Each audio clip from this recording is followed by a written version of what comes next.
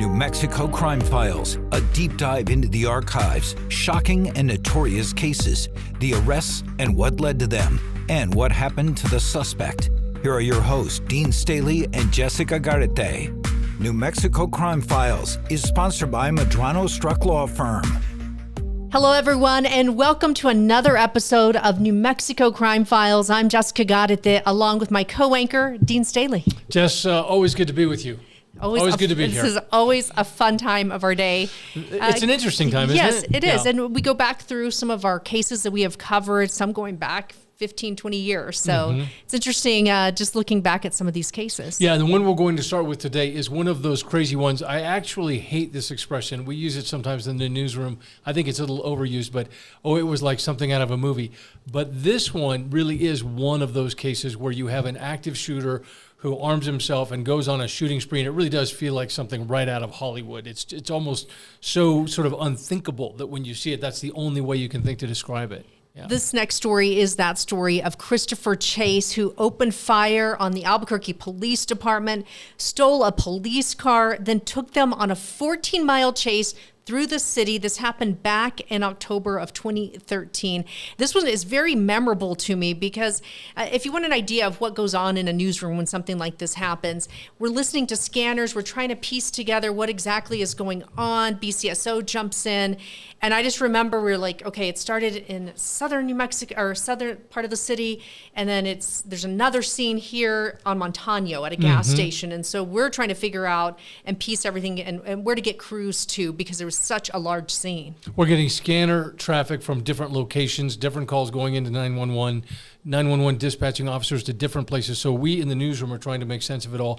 And 14-mile chase in Albuquerque is a long chase. I mean, this is enough to go from south of downtown all the way through downtown into the North Valley and back. So it was a long crime scene and a lot of law enforcement involved in this one. And we were just trying to stay on top of it and trying to, it's all hands on deck when something like this is happening in our newsroom, and just sending all of our crews out. That morning, he walked into a car wash on Broadway Boulevard and Iron Avenue, and he was wearing camouflage clothing, bulletproof vest, and a black bulletproof face mask. This guy was ready to take on whatever he had planned for that day. Yeah, he had a semi-automatic rifle that was something like an AK-47, a duffel bag with hundreds of rounds of ammunition, including a number of different magazines that were already loaded and ready to just be popped in. And so this guy really was ready to sort of go to war in a crazy way. And it all started, he walked up to a man who was at that car wash and told him to call 911 and to tell police he'd be waiting for them at the bus stop across the street, and that he was going to kill them. His intention from the very beginning was, as he said, to kill cops. Let's hear the story. A 4-mile shooting spree with a lone gunman taking aim at officers, ending with an Albuquerque police car sprayed with bullets and the suspect dead. Police say that suspect is this man. This is the most current photograph that we have of Christopher Chase. Police say 35-year-old Christopher Chase started the shootout in southeast Albuquerque. Witnesses stated that this gentleman told them to call the police and that he would be waiting for them. APD says Chase was waiting at the corner of Broadway and Avenida Cesar Chavez, then ambushed the first officers. Chase began shooting as our first officer responded to the scene. Police say another officer arrived and both took cover, and that's when Chase made a move. Chase then gets into a police vehicle and begins driving north on Broadway. It was all caught on cell phone video. He got an AK, man, you see that?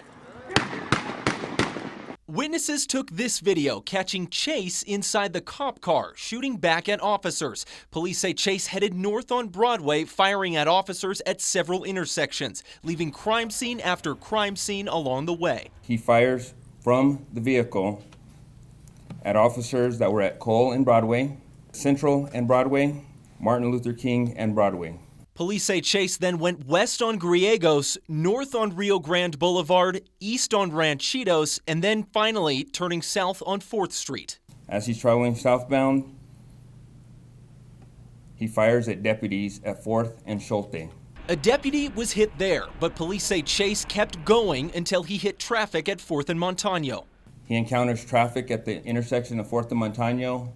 He veers into the Phillips 66 gas station where he crashes into a pillar at one of the gas pumps. That's where it ended, and Chase was killed. The aftermath leaving one BCSO deputy and 3 APD officers injured. They would be the only ones injured in all of this. I'll tell you, we had some true heroes yesterday that probably prevented this tragedy to be worse than it actually was yesterday. So one of the things that strikes me about this case is you can't believe that officers weren't killed. We had a number of officers wounded, which is crazy. The other thing is that police officers, I think, are generally in a different mode, right? The mode is I'm doing a traffic stop. If you talk to officers, they're trying to manage, okay, who's the person I'm dealing with? What's their, are they angry? Are they frustrated? They go to a domestic and they're trying to manage, okay, someone here is obviously angry. Are they armed? This is a totally different mode for police officers where they know this person's armed. He's trying to kill us. He's trying to kill other people. And it's more like almost like a war sort of environment, right? It's just a battle on the streets. And just trying to take him down, and he just was not giving up. Yeah. And he's just targeting all of them. And who knows what he's going to do, and they're trying to stop him as fast as they can. They investigated, because it was such a large scene, this took 4 months to investigate. He had a tattoo. This is an interesting detail. He had a tattoo on his body that said cop killer. Now, his criminal history, though, is, he had traffic tickets and he had been arrested for embezzlement and fraud, but nothing major in his background. I do remember that we went out to the neighborhood and interviewed his neighbors, and I found this really interesting.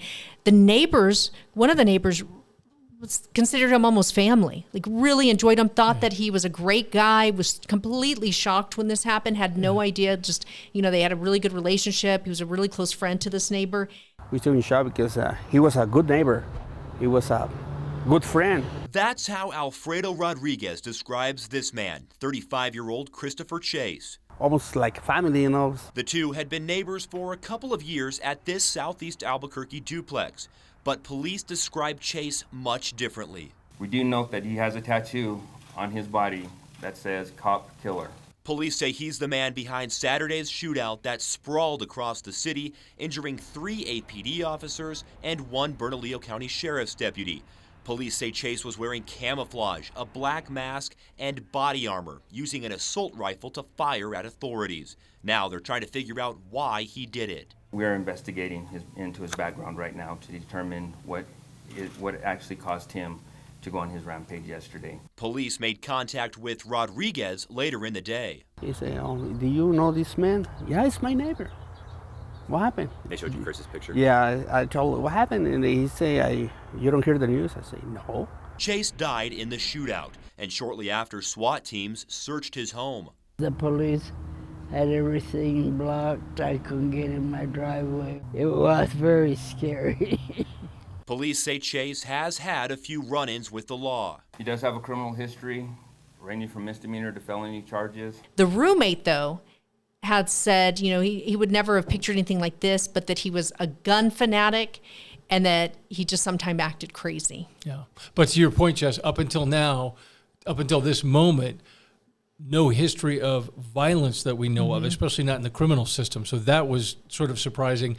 As you said, a 4-month investigation, and here's a story about what we learned at the end of those 4 months. So, police were looking at ultimately like what sparked all of this on that day. Well, the night before, he had told a friend that he had been accused of child molestation by his ex-girlfriend and that he did not want to go to prison. So that morning, that's when it all unfolded, that all started. And he had texted his friend, come get the dogs, it's all over. And he left a note in a very prominent location as an apartment saying, I leave all my possessions in his car to his friend. Mm-hmm. And we found out, as we talked about some months later, the entirety of the police investigation and what they found. Let's listen to that now. All units, be advised that we do have an active shooter in the valley off of Broadway and off of New Chavez. It was just after 11 a.m. on Saturday, October 26th, when the call went out. We got an officer shot. Let's go. Christopher Chase ambushed APD officer Eric Martinez at a tire shop, shooting him in the leg with an AK-47 before taking his police car. That's when they knew Chase was targeting them. Officers went after him as he drove up Broadway and through the North Valley, with gun battles all along the way. Looks like he's going to get him somebody's unit right now. Early on, Chase shot Officer Matthew Hannum in the leg. Officers ran to Hannum and applied a tourniquet. What do you need help with, man? What do you need help with? Meanwhile, Officer Daniel Morales drove toward the shootings and right into Chase's line of fire. Unit 269. Ow, ow, ow, ow, ow, ow, ow. Chase had shot at the door of the cruiser, hitting Morales in the leg. Chase would also shoot and badly injure Sheriff's Deputy Robin Hopkins before crashing his stolen police cruiser into a gas station at 4th and Montano. Get cover! Get cover! That's when officers and deputies opened fire. The gunfire continued as people continued to drive past the scene. Chase died in the shootout. As the smoke cleared, the word got around. 3 officers and a deputy had been shot. Just truly unbelievable video when you see it from the police officer's perspective, and you're just getting shot at and you're trying to help all your fellow officers, and it's just amazing that no one was killed that day. It was something like out of a war zone in the sense of you're trying to triage and help officers who have been wounded. You're also just trying to get to the suspect and put him down at this point because you understand there's no negotiating. This person's seriously intent on killing officers. And also, this is one of the first times I think in my career that I saw the officers with their AR-15 rifles on the dashboard shooting through their own windshields. And we've seen that later from state police, that's one of the sort of SOPs, the standard operating procedures when you're in a chase like this with someone who's shooting back at you to try to get rounds into that car that you're chasing because this person has no regard for human life and is shooting all over the place. Yeah. So in 2017, the district attorneys cleared all the officers in the shooting, stating there was just overwhelming evidence clearly establishing that Christopher Chase shot at the officers throughout the incident with the intent to kill them. He selected a weapon with the power to pierce the body armor worn by law enforcement officers, and he covered himself in body armor to survive during the shootout he had planned. Yeah, crazy story. All right, our next story that we will take a very close look at involves, as it often does, a traffic stop for a speeder, but this speeder takes off, so there's a police pursuit, and very soon after, police understand why. New Mexico Crime Files is sponsored by Medrano Struck Law Firm, New Mexico's trusted personal injury attorneys with nearly 40 years of combined experience, fighting for the justice and compensation you deserve. Call 505-217-2200 or visit MedranoStruckLaw.com today. Let's get back to New Mexico Crime Files. And welcome back, everyone. Dean, this next case, when the details start coming out, it's just unbelievable. And what was caught on video is unbelievable on how the suspect acts. This is back from March of 2023, just after 11 o'clock in Alamogordo. And police try to pull over a speeder, which is a normal night for most officers. And in this case, the speeder takes off. And we later learn why this speeder takes off and the long history that this speeder has with police. And you would think that someone that has this long kind of history would be doing everything, obeying the rules, doing everything, and he does not, and he has plenty of choice words for the officers that night. This is Annalisa Pardo reporting. Video shows a DWI suspect mouthing off to Alamogordo police officers while getting arrested after leading police on a high-speed chase. Little did he know just how much trouble this latest DWI charge would get him in. News 13's Annalisa Pardo reports.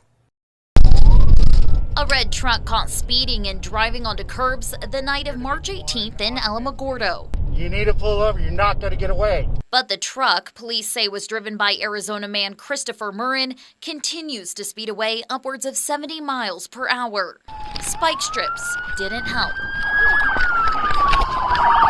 Eventually, Murrin comes to a stop. On the ground! On the ground! Get on the ground! On the ground! Police arrest him on suspicion of DWI, and Murrin starts giving attitude. Take the cuffs off, tough guy. I'll beat the piss out of you. You're the one that ran, pal. I'll beat the piss out of all of you. Yeah, take the cuffs off. We'll see who's tough. Officers find empty cans and drug paraphernalia in his car. So that's 1, 2. We got an empty bottle of vodka, a shooter. We got a possible fentanyl pipe here. Murrin continues to mouth off. Small town USA, huh? Oh, wow, really? Just get your feet in. Not knowing how much trouble this arrest could get him in. According to a criminal complaint, Murrin has 12 prior DWI convictions, all outside the state. In his home state of Arizona, even the stiffest drunk driving penalty carries no more than 2 years in prison. But Murrin happened to be in New Mexico for this arrest, which will be his 13th conviction if he's found guilty. That means he faces up to 12 years in prison and a fine of up to $10,000. Really? I'm not even resisting you, dude. What are we, f***ing 12? Oh, no, you're just being a douchebag. Murrin is charged with aggravated DWI and aggravated fleeing. Annalisa Pardo, KRQE, News 13. Murrin was released on pretrial services and is scheduled to be back in court next month. 13 DWIs. And you can see this guy, I mean, he doesn't get punished, so he just acts like however he wants, takes off, doesn't, hasn't been punished, so tries whatever he can. Why not keep at it? So one of the things that strikes me about this is the restraint that those police officers show, because when they're chasing someone, the adrenaline is up. They don't know what they're going to, when they're chasing someone who refuses to pull over, they don't know if when they finally pull them over, they're going to jump out shooting, right? Mm-hmm. So the adrenaline is really high, and then you get this suspect out of the car, you get him in cuffs, and then he's mouthing off and taunting these cops. And I just said it's just I don't how it's humanly possible for cops to sort of just keep it all together in those moments, because these are tough guys, most cops, right? And when someone confronts you like that and taunts you like that, just a ton of respect and a ton of credit for these police officers to sort of stay professional. They mouth off a little bit to them, but that's the extent of it, right? Yeah. And this repeat drunk driver just is taunting them the whole time. So good for them. Absolutely, because we have seen cases where that is not the case, and they taunt them enough to where something worse happens. Yeah. So the other interesting thing about this is all of the DWI arrests convictions were in Arizona. So we're talking about 12 or 13 arrests. But when it comes to New Mexico law, and Jess, we've dealt with this many times before, right? In the newsroom, trying to sort out, we're looking up court records, trying to sort out, is this their second, third, fourth, fifth DWI arrest? Sometimes it has to do with records within New Mexico that we can't get a hold of because they're in remote counties maybe, and that it's not all electronic. But in this case, they're actually out of state. So this drunk driving suspect got a real break. Oh, a complete break. And you're watching that story and you're like, okay, finally, he's going to get in some trouble. Like the New Mexico law says he's facing up to 10 years, stiff fines, all of that. That is not how this case ended. He pled guilty in May of 2024. He was convicted only of his 5th DWI because, as you had mentioned, the problem is all these DWI arrests and convictions were in Arizona. So prosecutors back here in Alamogordo could only connect him to 4 other DWIs. So then he was sentenced to 18 months in prison and a year of parole. Right. Seems pretty light after all the problems he has caused on our roadways. Yeah, and lucky that someone else wasn't hurt worse that evening. Absolutely. Driving that way on those roads. All right, so our next crime involves a car thief in a bait car and something really surprising when police finally pull over this bait car. The car thief takes off in the bait car. They finally get it pulled over, and then things get even scarier. We'll have that story when we come back.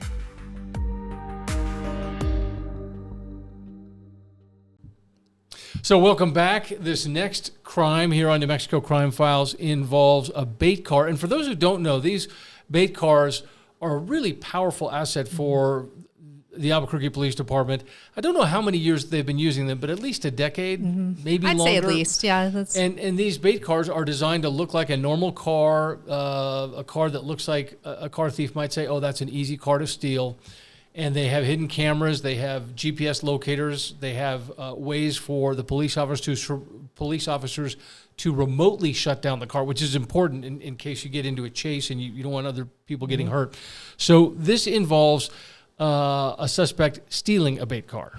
And there's always that moment when they're in that vehicle and the camera's on them and they're like, this was so easy. I can't believe I've got this car. There's a lot of excitement on their face. Yeah. And then they realize, oh, No, I'm in a police car. I'm in a bait car. And Jess, you and I you have seen you see that expression of like, oh no, I'm in some big trouble now. And you and I, Jess, have seen these before, where you see the video from the bait car because it's perfect. You see their faces. Yeah.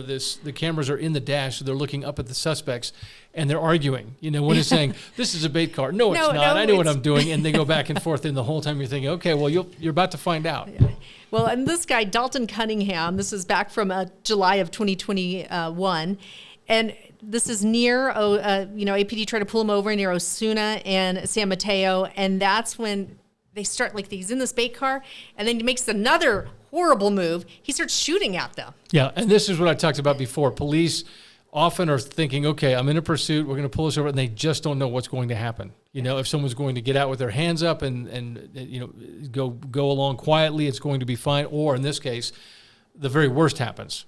And then he still doesn't want to give up. They do shoot back. He gets hit in the chin, and then he takes off running. Right. So you have a foot chase on top of all of this, very desperate moments for this guy. And you're chasing someone who's already shot at you. So that's got to be really terrifying as a cop. So here's Francesca Washington with this report. Police remotely disabled the car after they saw the driver had a handgun. That's when he turned around and opened fire on a patrol car, barely missing the officers inside.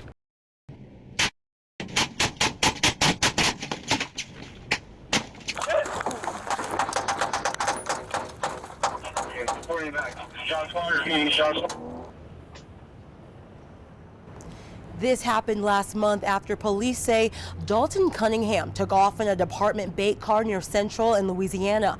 The department stopped the car near Osuna and San Mateo. Once Cunningham opened fire, APD says officers fired back through their own windows, hitting him in the chin.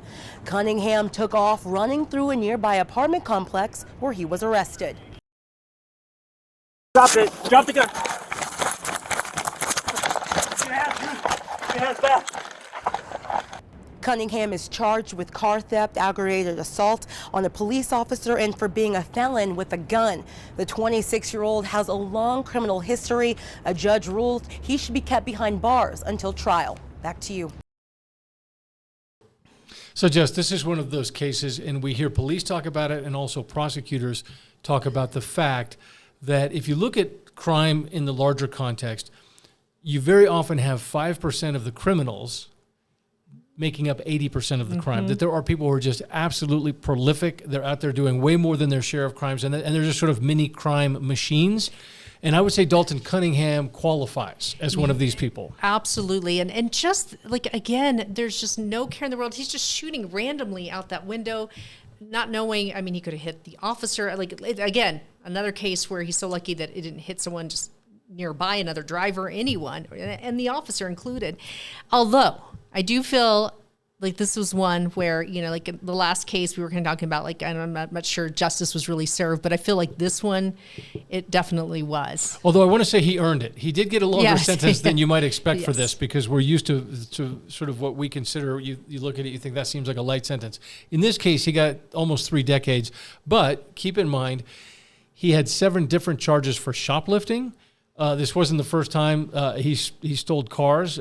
He also liked to steal cars and lead police on chases before this last incident. So he was prolific, as I mentioned. Yes, yeah. And it's nice to finally see, this guy's off the streets. And as you mentioned, probably took out a big chunk of some of the police calls that were being made in these thefts. Absolutely. You think when they finally arrest someone like this and keep them in jail, which is the key, right?